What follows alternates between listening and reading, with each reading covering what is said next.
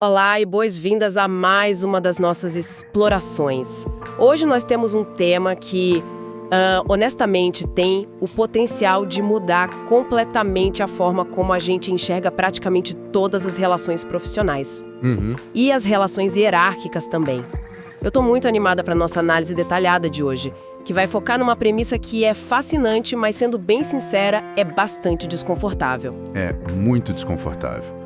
Olá para todo mundo que está nos acompanhando e sim, é um tema espinhoso. Pois é. Nós vamos nos concentrar em uma regra bem específica sobre dinâmicas de poder. É uma nota extraída das famosas leis do poder e ela traz uma frase de impacto imediato. A frase é: nunca ofusque o brilho do mestre. O que é fascinante aqui é que essa simples frase, logo de cara, provoca um incômodo imenso na gente, né? Ela vai de encontro a quase tudo que a gente aprendeu desde a infância. Sim. Porque desde cedo a sociedade ensina a buscar o topo, a tirar as melhores notas, a mostrar todo o nosso potencial e a dar o nosso melhor o tempo todo. E de repente vem essa regra. Ok, vamos desempacotar isso. Porque ouvindo isso pela primeira vez, soa incrivelmente contraintuitivo, sabe? A vida inteira a gente escuta sobre meritocracia. Exato. Sobre como o mercado de trabalho recompensa as mentes mais brilhantes e os profissionais mais eficientes. Então, a grande missão da nossa exploração de hoje é justamente entender essa contradição. Como é que entregar excelência, ser brilhante naquilo que se faz, pode, de forma paradoxal e até trágica, virar um risco e arruinar uma carreira? Por que a competência extrema vira uma ameaça? Essa é a grande questão. E para responder isso, a gente precisa afastar um pouco aquela visão idealizada do mundo corporativo. Aquela coisa de manual, né? Isso, o manual perfeitinho. A discussão que a gente está abrindo hoje não é apenas sobre regrinhas de etiqueta no escritório ou sobre como enviar um e-mail educado para a diretoria. O cerne dessa questão toca em algo muito mais primordial. Que seria o ego? Exatamente. A natureza fundamental do ego humano. O alerta central que surge dessa nossa análise é que a inteligência técnica, aquela pura competência em resolver problemas ou criar planilhas perfeitas, muitas vezes simplesmente não é suficiente. Não basta ser o gênio da técnica. Não basta.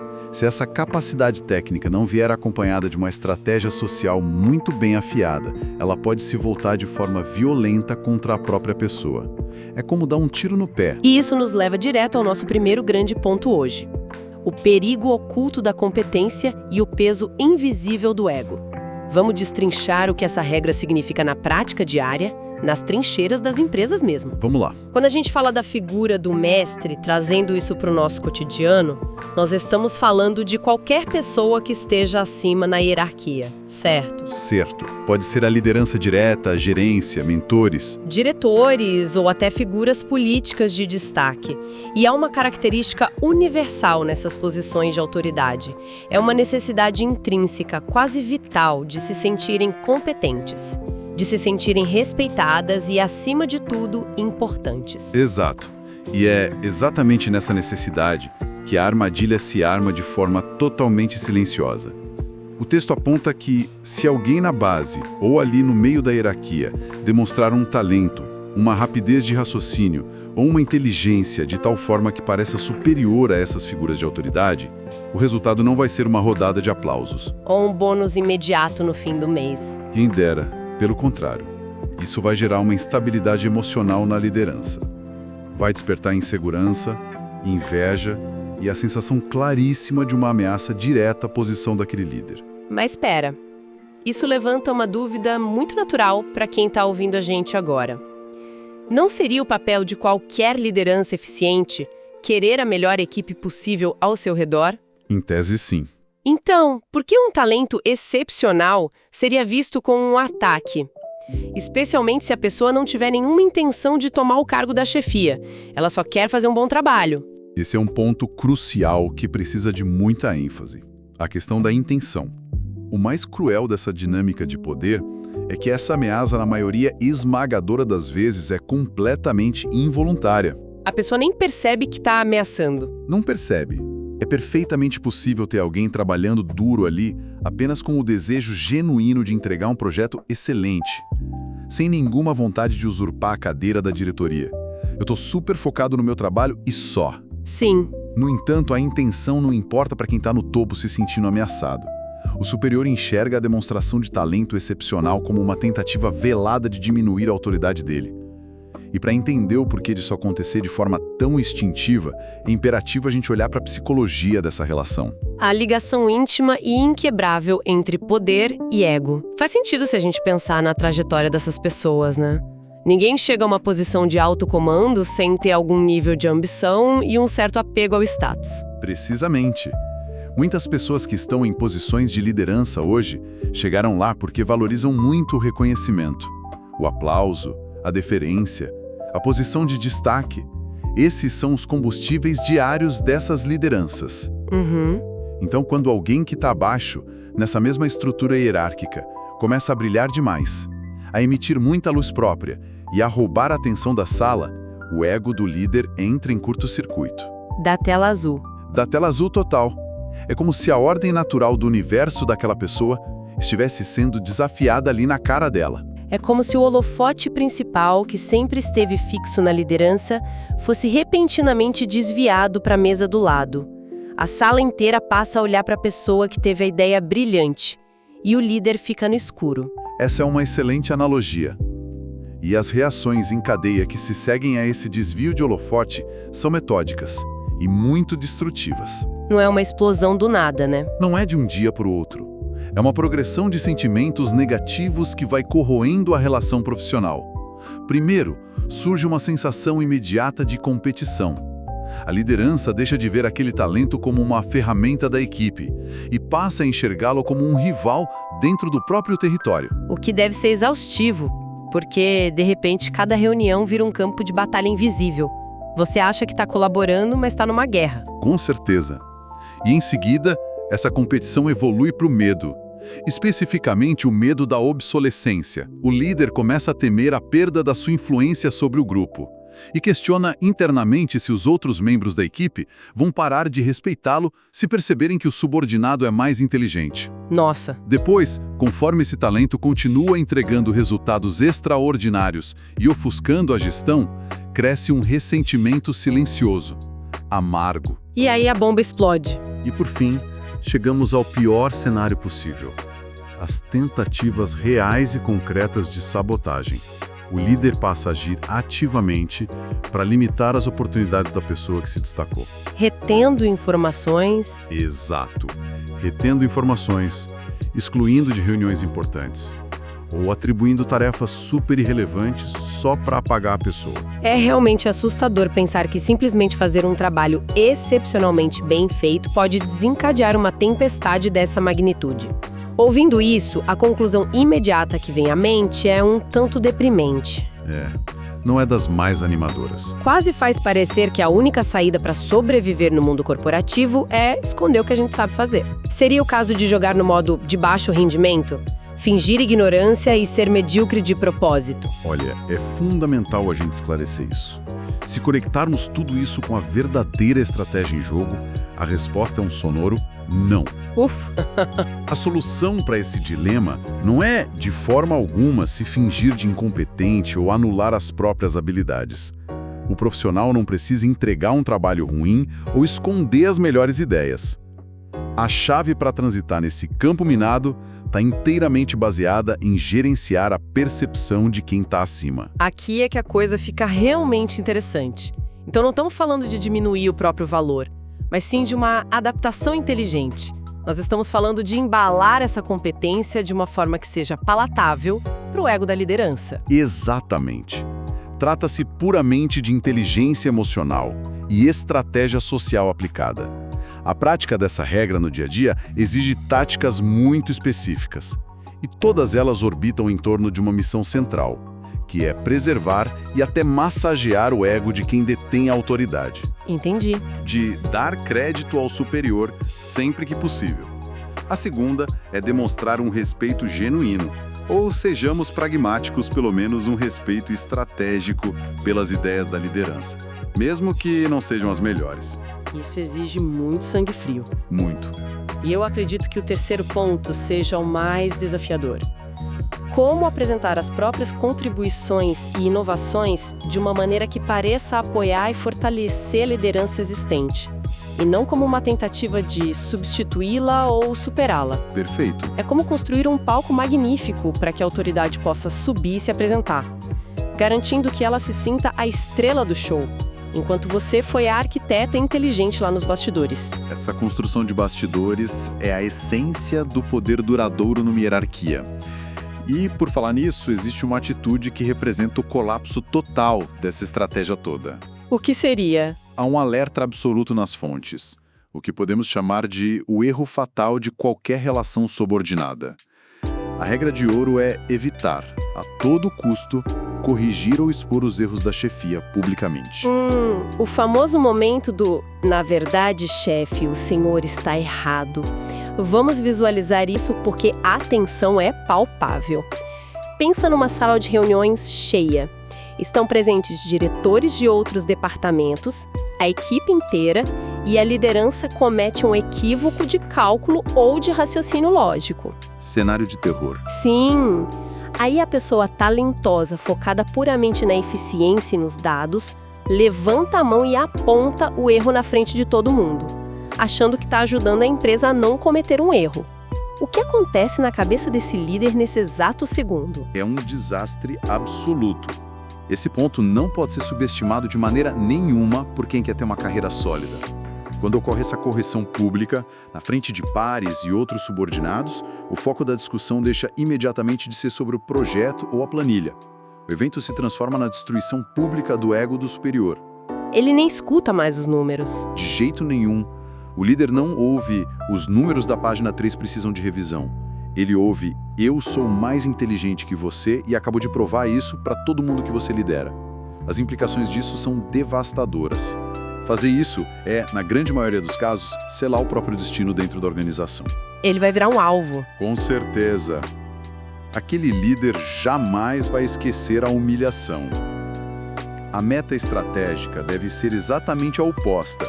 É preciso fazer com que a chefia se sinta parte integral do seu sucesso e não uma vítima da sua inteligência. O líder precisa olhar para suas realizações e sentir que, de alguma forma, ele proporcionou, orientou ou inspirou aquilo. Para a gente visualizar toda essa dinâmica teórica de forma cristalina, eu acho extremamente útil montarmos um cenário prático. Boa. Vamos imaginar juntos o ambiente clássico de uma reunião estratégica de trabalho, onde um problema complexo precisa ser resolvido. Vamos chamar essa primeira situação de cenário A, o fracasso do brilhante. Tá certo. Pense em um funcionário incrivelmente talentoso, com uma capacidade analítica fora do comum. Durante a reunião, ele percebe as falhas na estratégia proposta pela liderança. Imediatamente, ele toma a palavra, desmonta o argumento do chefe com dados irrefutáveis e apresenta uma solução nova, muito mais eficiente e genial. Ele está 100% focado na lógica e na melhoria contínua da empresa. E qual é o desfecho desse cenário A?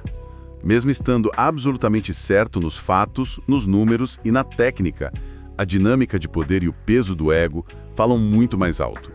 A reação imediata da liderança não é de gratidão de forma alguma. Não tem um muito obrigado pela sua correção. Nunca. O chefe se sente acuado, desvalorizado e exposto. Então, em vez de olhar para esse talento brilhante e decidir promovê-lo para o benefício da organização, o instinto de autodefesa assume o controle total. Esse líder vai, aos poucos, tentar afastar esse funcionário do círculo principal de decisões. Vai escanteando a pessoa. Isso. Começará a limitar ativamente as oportunidades de visibilidade dele. Talvez bloqueando a participação dele em projetos futuros de grande impacto. É o que chamamos de uma vitória pírrica total. Para deixar claro para a nossa audiência, uma vitória pírrica é quando se ganha a batalha do momento, mas o custo dessa vitória é tão alto e destrutivo que a guerra maior já está perdida. Exato. Esse funcionário venceu o argumento lógico na reunião, provou que era o mais inteligente da sala, mas acabou destruindo o próprio futuro dentro da empresa. Uma definição perfeita. E é por isso que a gente precisa olhar para o contraste, para o cenário B, a vitória do estrategista. Vamos a ele. Neste cenário alternativo, a gente tem exatamente a mesma pessoa, o mesmo funcionário brilhante, com a mesmíssima ideia genial para resolver o problema da empresa. O talento técnico não mudou em absolutamente nada. Mas, em vez de atropelar a liderança com a sua inteligência, há uma aplicação de inteligência emocional. E como ele age? O funcionário pede a palavra e introduz a sua solução genial usando uma frase muito específica. Algo na linha de: refletindo sobre aquela estratégia que você mencionou na semana passada, chefe, decidi usar o seu raciocínio como base e desenvolver um pouco mais essa ideia. Nossa, é sutil, mas a mudança de tom é brutal. Ele não está dizendo que a ideia original do chefe era ruim. Ele está dizendo que a ideia original foi a faísca para a genialidade dele. Exatamente. Se conectarmos isso com um panorama maior da psicologia humana, o impacto dessa simples mudança de frase é monumental. O profissional continua apresentando a sua ideia superior e mantendo o seu nível de excelência técnica. E sem se rebaixar. Sem se rebaixar. Mas, ao ancorar a gênese da ideia na liderança, ao dizer publicamente que utilizou a estratégia que o chefe mencionou, ele transforma uma ameaça em potencial em uma homenagem direta. O superior que antes poderia se sentir atacado, instantaneamente se sente validado e valorizado na frente da equipe inteira. Ele vira o patrocinador da ideia. Isso. Ele passa a se enxergar como um mentor inspirador. A mente mestra que está guiando a equipe para a grandeza. Consequentemente, a tendência natural é que esse líder passe a apoiar fortemente esse funcionário, garantindo que o talento do subordinado seja recompensado, celebrado e promovido, em vez de punido e sabotado. Mudança de perspectiva é fantástica. Com apenas uma frase bem colocada, você transforma um possível rival ressentido no maior aliado e patrocinador da sua carreira. E tudo isso sem que a qualidade final do trabalho seja minimamente comprometida. É o cenário ideal. Então, o que tudo isso significa no final das contas? Como a gente pode amarrar o ponto central de toda essa nossa exploração? O grande resumo estratégico que a gente tira dessa análise é que possuir habilidade social, a capacidade de ler a sala e principalmente a percepção de como o poder e a vaidade operam em um ambiente são fatores tão ou mais importantes do que a própria competência técnica bruta. É uma constatação inegável e que carrega uma dura realidade, vamos ser francos. Essa análise nos força a encarar de frente uma lição que muitos profissionais infelizmente só aprendem após anos de frustração, de estagnação ou de demissões inexplicáveis. Pessoas que rodam de empresa em empresa e não entendem o porquê. Pois é. Inúmeras pessoas falham miseravelmente em suas jornadas, não porque lhes falta talento, ou conhecimento técnico, ou capacidade de trabalho duro. Elas não falham por preguiça. Elas fracassam devido a uma verdadeira cegueira em relação a como funcionam as engrenagens invisíveis do ego e da autoridade. Em qualquer ambiente hierárquico, na verdade. Sim, em qualquer ambiente. Ignorar essas forças silenciosas é como tentar navegar em alto mar, ignorando completamente as correntes marítimas e as previsões de tempestade. Você pode até ter o melhor e mais rápido barco do mundo, mas o naufrágio é praticamente inevitável. Essa metáfora é perfeita. É uma exploração que exige um nível bem profundo de autorreflexão sobre como cada um se posiciona diariamente nos seus próprios ambientes. Fica muito claro que as relações humanas, no fim das contas, não são apenas planilhas exatas, ou fluxogramas lógicos ou códigos de programação perfeitamente limpos. Quem dera fossem. Né? Elas são, em sua essência, movidas por emoções complexas, por vaidades muito frágeis e por inseguranças profundas. Entender isso não é ser manipulador no pior sentido da palavra, mas sim ter a perspicácia de sobreviver e prosperar em um sistema que é inerentemente falho, porque, bem, é humano. E pensando justamente nessas emoções inerentemente humanas, e nas consequências sistêmicas de se agir sempre com esse nível de cálculo social constante, tem algo essencial e talvez um pouco perturbador a ponderar antes da gente finalizar. Diga lá. Toda essa nossa discussão tem focado intensamente na sobrevivência e na ascensão individual dentro de uma estrutura já estabelecida. Mas isso nos obriga a virar o espelho e olhar para o outro lado da moeda, para o ambiente como um todo. Certo. Se a chave primordial para o sucesso e para evitar a autossabotagem dentro de uma hierarquia rígida é focar tanta energia em gerenciar o ego de quem está no comando, sempre com aquele cuidado constante de nunca ofuscar liderança, fica uma grande questão para levarmos conosco. O que acontece com a inovação genuína? É um ótimo ponto. Com o risco criativo e com o progresso real.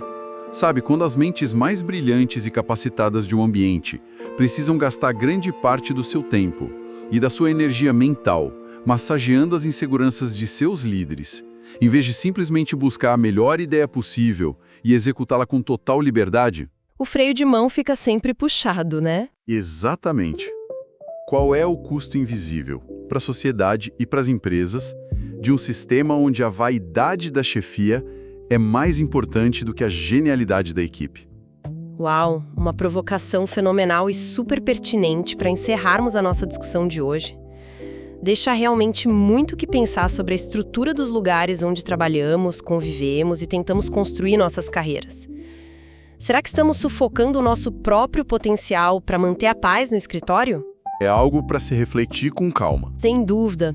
Agradecemos imensamente a companhia de quem esteve conosco durante toda essa análise das intrincadas dinâmicas de poder e das perigosas armadilhas do ego. Foi uma honra compartilhar essas reflexões profundas.